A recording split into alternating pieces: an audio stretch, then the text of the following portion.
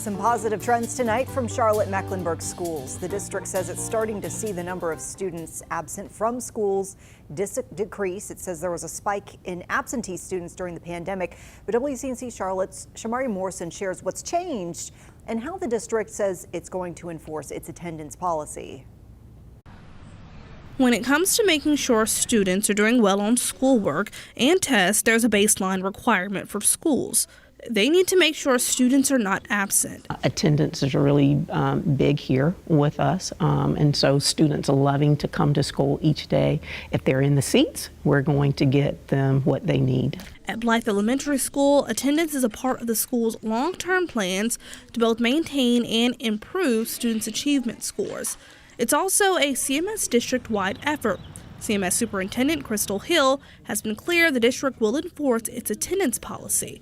And that means when a student has 10 unexcused absences, parents could face criminal prosecution and a complaint could be filed with the juvenile court system. You know, student attendance is critical. Student absenteeism climbed to its worst numbers during the pandemic, not only at CMS, but nationally. So much so, the Biden administration is finding ways to help keep students in school with new grant money. We have our full-service community school grant, which went from $75 million to $150 million in 2 years. We doubled it. State data shows last school year, North Carolina's chronic absenteeism rate was 31%. That's double what it was in 2018.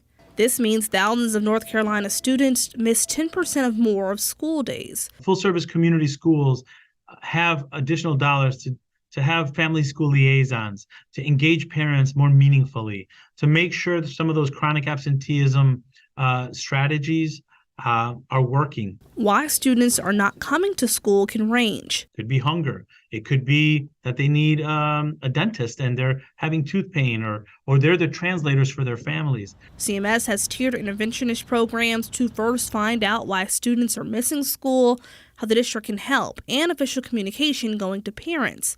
There's even a partnership to incentivize students to come to school with groups like the nonprofit Community in Schools, Charlotte-Mecklenburg, Bank of America, and the Charlotte Hornets. Shamari Morrison, WCNC Charlotte.